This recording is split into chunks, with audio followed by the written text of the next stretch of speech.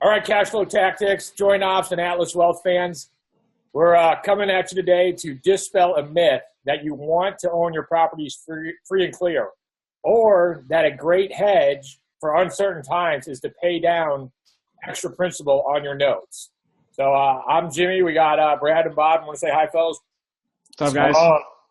Okay, Bob, you and I were talking. This is one you hear all the time, right? Yeah. It's widespread. Newbie investors, even experienced investors talk about this all the time. And it's always bothered me, but until I met you and you could articulate it the way you're going to articulate it for everybody else that's watching, it didn't really click. But you putting it on paper and actually showing the numbers is just concrete evidence that this is just absolutely asinine strategy. So never pay your properties off sooner than you need to. And we get this all the time as well. And Jimmy, last time you and I were talking while we were sitting on your boat on the Mississippi hanging out, you were telling me like that I'm more passionate about real estate than you guys are. And it's this concept right here that people don't understand of how much loans and leverage. That's actually the key to the returns that we're able to generate in real estate. And if we try to pay that off or not utilize it, then we're actually hurting ourselves. And that's what we're going to go through here. Okay. Idea-wise, I always understood that an economic downturn really means a liquidity crunch.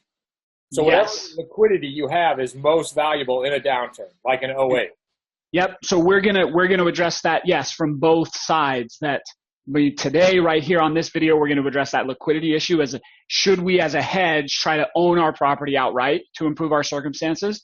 And then in the next video, we're going to hit on why it actually hurts our rate of return to do that. Okay, so we're going to kind of attack it from both sides, from a rate of return and from a liquidity standpoint. Well, conceptually, I always understood this, but now we're going to show it by the numbers, how valuable your liquidity is. Okay, so we're going to just start basic with, let's say you're going to buy a $100,000 rental property, and you have the choice to put $80,000 down on it. Okay. Most people are given the choice of a 15-year loan or a 30-year loan. So we're going to make that comparison here and understand what's going on. So you're going to have to keep up. We're going to go through this really quickly. If you get lost on the numbers, just back the video up and watch it again to keep up. So we're going to assume a 15-year loan, $80,000, 4.5% interest rate over 180 months or 15 years. That gives us, that's the loan that we're seeing on the left-hand side here. Okay. And we got 4.5 because that's what our banks are giving us right now in May of 2017. Yeah, it's an approximation of it, right? And then with a 30-year loan, we can get 80,000, but we got to pay a little higher interest rate for that, right? 5% over 4.5%. The typical spread's about half a point, and that's over 30 months. Okay. So the math that most people do is oversimplified, and this is why we love this software, Truth Concepts, because it shows us how to really look at the truth, okay? And so to break it down really, really simply, if we take the 15 years of payments and multiply that, take the monthly payment, multiply by 15 years of payment, we have to repay to the bank $110,000. That's where that number's coming from, okay? 611 times 180 gives us $110,000. We borrowed 80,000, repaid 110, so we paid interest of about $30,000. Make sense? Yep. Mm-hmm. On the 30-year loan, our total repay is $154,000. Okay, $429 payment times 360 months. So we borrowed 80, repaid 154. So we paid basically $175,000 in interest, right? And this is why everybody says 15-year loan is better than a 30 because we pay less interest. Is that the argument you guys get? Exactly. They stop right here. They compare the 154 to the 110, and they say, "Oh, I'm going to pay an extra $44,000 over the life of this loan." And then they also say, "Well, and also, I'm going to be free and clear at 15 and everything else." But if you really, get into this like we're about to, you'll see why that's a major error. And here's what's missing in that analysis. On the 15-year side, we have to come out of pocket $611, okay, a month for that mortgage payment. But on the 30-year side, our mortgage payment's only $429, okay? And this compound cost, this $154,000, is assuming that our total out of pocket stays at $429. But if we can afford to come out of pocket $611, then we could choose the 30-year loan and still come out of pocket 611. So we need to keep our out of pocket consistent. Does that make sense? Yep. That's the missing component to this when we misunderstand our benefit. Okay. Well, you're essentially talking about there's an opportunity cost to that extra 183 a month. Yep. And we have to factor it in on the 30-year side, because when most people stop, they don't then bring the extra, in this case, $183 over to the 30-year loan side. Because if we have it on the 15, we have it on the 30 as well. Okay. So option number one, and we want to go through this and really point out what the bank is trying to get you to do with a 15-year loan. Okay. The first thing they want to do is control your cash flow. Okay. Because they're putting you in a 15-year loan and you're obligated to make the extra $183 a month payment. Okay. But if we chose a 30-year loan, you could voluntarily send in the extra $183 a month, right? So right here, our calculator takes that and just assumes that you send it in. And if you send it in, is the bank going to send it back to you? Nope. No, they'll take it and apply it to your balance, just like they would do on a 15-year loan. So let's go down and we're going to look at the cost of this, and then we're going to look at the benefit of it. The cost here is that if we had everything go perfectly for 15 years, then our 15-year loan would be paid off, right? But our 30-year loan, where we applied extra principal, it takes about 9 extra months to pay it off. And that has to do with the fact that we had to pay a higher interest rate, right? Okay. Mm-hmm. So we got 9 extra payments. That's our cost. The benefit is this. We're just going to pick a random point in time. Let's go 10 years into this loan. Okay. And let's say something happens financially for you, a hiccup of some kind. Okay. Nobody's ever had a hiccup. I know, Jimmy, Bob, you've never had a financial. Let's say we started these numbers in 2007 and this, right, or whatever. Just as an example, right? 2008. Okay. Okay. Or it could be economic. It could be job loss. It could be you could get injured. You could get divorced. I mean, all kinds of things could come up, right? Yep. Life happens. So 10 years in, let's say life happens and we need more cash than we have right now. Well, do we have any control over this, the payment we have on our 15-year loan? Nope. None, right? We have to pay it. What about on the 30-year loan?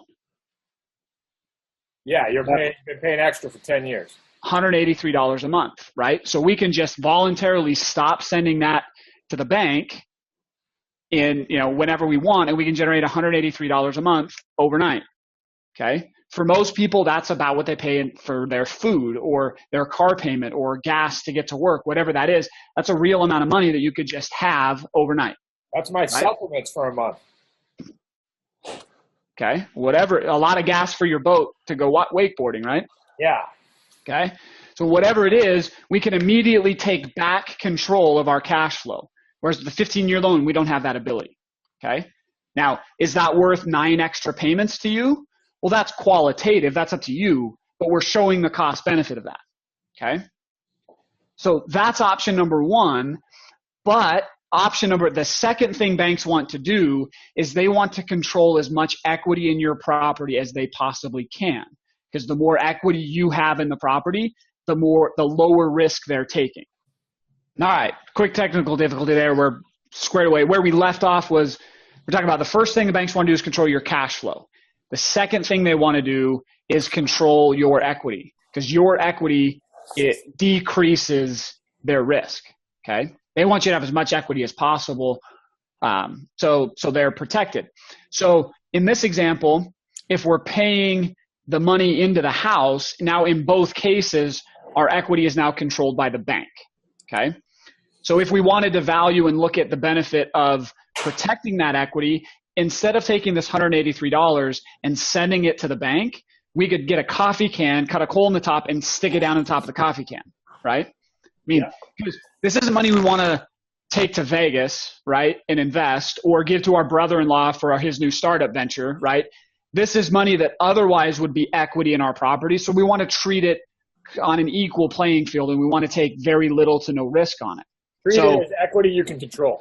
Yeah, so we don't want, put it in the market or do things with it, so we want to keep it safe. So let's pretend the safest place we can think of is a coffee can in the back of our closet. Okay, so we're sticking $183 down every month in the top of the coffee can. And remember, the reason we're doing that is so that our out-of-pocket is the same for both loans, $611.98. Okay, Eventually, we're going to build up enough in this coffee can to pay off the loan. Okay, so let's see how long that takes. It takes right about there, takes about 233 months. So 233 minus the 180 of the 15-year loan, it's about 53 extra months, or about 4.5 years. Okay. So that's the cost of choosing to value our equity. It's 4.5 years. Okay. It's more expensive than the other option, okay, because we're not earning anything in our coffee can. But let's go look at the benefit of it really quick. Okay, back to year 10, let's say a hiccup comes along, okay? We still can't control our cash flow on the 15-year loan. We still got to come out of pocket $611. Now over here, we can stop putting $183 in the coffee can, right? So we still control our cash flow. But the second piece now is we open up that coffee can. We got 20 grand stuffed in the top of that coffee can. Okay. Now, some people stop me here and say, Brad, yes, that's true, but we've got more equity in our 15-year loan. And can't we access our equity the same way we can a coffee can? What do you guys say? Not in a downturn when banks close shop. Yeah. Ask everybody in 07 and 08 how easy it was to get their equity. Okay? Yep. Yeah. Or picture this conversation. Let's say it's not a market downturn, but let's say you're injured and you're out of work and you need cash. So you walk into a bank. Well, better yet, you roll your wheelchair into a bank, right? Because you're hurt, and you say, "I'm injured. I'm not working. I don't know when I'm able to work again. Please lend me some money." Yeah. Good luck. Yeah, the bank's not going to do that, right? No, Okay. And like you said, the bank is trying to control your payment and your equity. So the banker, when he makes this loan, he's thinking of the worst case scenario. And I think the major error when people are consuming loans, we're buying these properties, you don't think about these worst case scenarios. But if the banker's thinking about it and how to minimize risk in these scenarios, we need to do the same thing as smart investors. Yep. So by going the coffee can route, we've at least secured $20,000 of our equity that we don't have to, I don't have to fill out a loan application to open up my coffee can, right? So I've at least carved out, I can't do all of it, but I've at least carved out $20,000 that I can access. Now to put that in perspective, 21,904 divided by our monthly payment of $429, that's 51 mortgage payments. Yeah. I mean, 4 years, if for whatever reason you needed to, you could cover this payment until whatever, you got your job back or, the market recovered, you got a new tenant in there, you made some repairs, whatever that looked like, right? So that's a huge, huge, huge benefit. Now there's a cost to it. If everything goes perfectly and life doesn't happen, it costs you 4 years to have 4.5 years in reserve. Okay. Now you guys are really smart because you got a really good financial advisor on your team, right? Okay. You're not a financial advisor. You're a fractional CFO. Yeah. You're a wizard. That's right. Okay. I'm basically the smartest person you know. Pretty much. Okay. Pretty much. And I'm humble too while I'm at it. So do you guys know of a safe, liquid location we can put money, kind of like a coffee can, that's going to be protected, not have any market volatility or risk to it, yet remain completely liquid to us, that at least would work for us, unlike a coffee can? There's something like if you die, they give you a big return too. Yeah, and it's this thing Dave Ramsey and Susie Orman says is terrible, but it's cash value life insurance. Right? Yeah. Bingo. So let me do a disclaimer right now. Like, who's the guy on Groundhog Day, the salesman? Bill Murray played him. I don't remember his name. No, the insurance salesman. Oh, Needle Nose Ned. Yes. Yeah. Ned Myers, right? Ned Myers. So everybody has an aversion to life insurance because of Needle Nose Ned or who knows so many reasons. The guy down the street that was always hitting him up, right, whoever that is. You need some sort of entity that has tax advantages and that has a reliable rate of return not depending on the market. Mm-hmm. It needs to be liquid, protected, tax advantaged. Yeah. So if you can find another entity to that isn't life insurance, knock yourself out. I'll do it any day. Yeah. Right? Okay. So lines of credit do not count. Yeah, our Needle Nose Ned, what we love is tax advantages, no market volatility, and liquid. Yep. So we could take that $183 a month, put it in the life insurance policy, have all of those things, but it would be working for us. And right now, policies, or we just sort of round off to say about 5% is the internal rate of return of these policies over this 10-year time period that we're looking at, right? So let's say we can be earning a 5% rate of interest on now the $183 that was going into our coffee can, okay? So if we understand that we could be doing that, now at the end of 10 years, when we sit down and say, how close are we? Look how close we are to be able to pay that off. We're $6,000 away. That's really close, right? Mm-hmm. Okay. If we went out, it now only takes us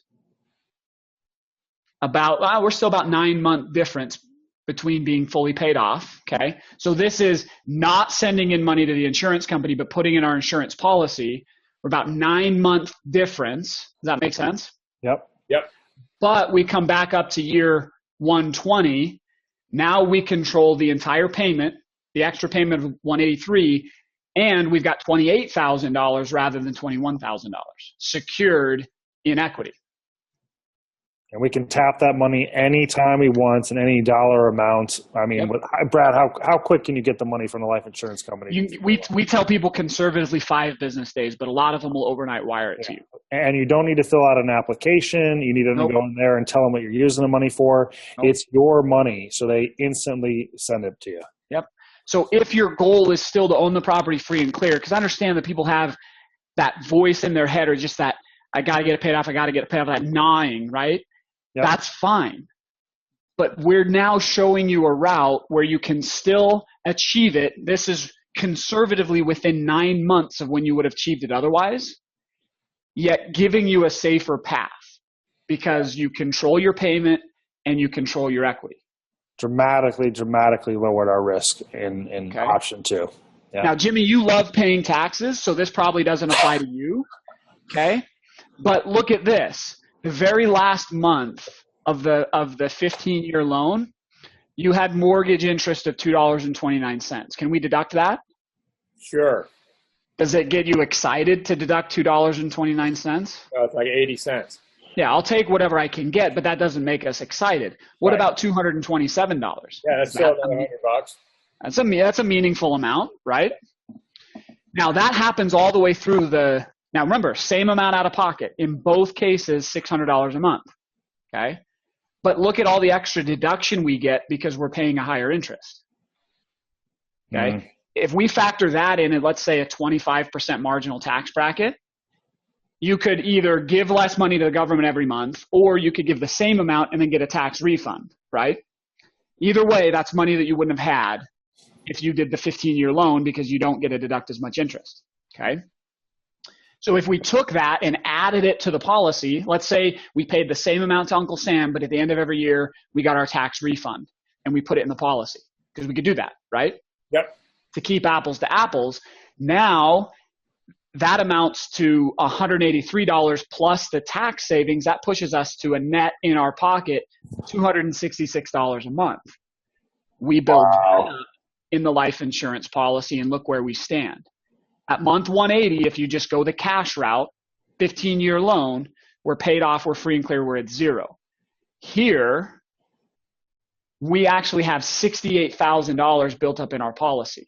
So we could take that, pay off the loan, still achieve the goal that we were looking for, and still have like $14,000, $15,000 in cash. So not only are we getting our free and clear property if we want it, but we've made more money and we dramatically lowered our risk the entire 15-year term of this deal. Yep. And amazing. Jimmy, we paid less in taxes. Yeah, he's making it sweet. Okay. I love it. Okay, so this is analysis number 1, where it is, what if I just want to pay the house off? What's my best way to pay it off? It is definitively not a 15-year loan. It's controlling your capital, controlling your equity, and leveraging a tool that's been around for 150 years in permanent life insurance. A 30-year loan with a life insurance policy does it better, okay? Now, the next video we're going to record is we're going to look at this and say, well, is this the optimal use of our money? Like, is this the highest rate of return possible, okay? So now we're going to flip it and not look at it from a reserve security standpoint. let's say, should I even pay my house off? How do I get the most out of my property? Is it to pay cash? Is it to do, a lower loan, a higher loan? What does this do to my rate of return? Okay. All right. All right. How about call to action, Bob? Yeah, so I mean, I thought this was pretty powerful stuff. Something I've always thought was ridiculous when other people mentioned doing it, but hopefully this makes sense why you should never, ever pay down principal sooner than you absolutely have to. If this is interesting to you, we got tons more videos just like this. Go to cashflowtactics.com. It's cashflowtactics.com. Thanks.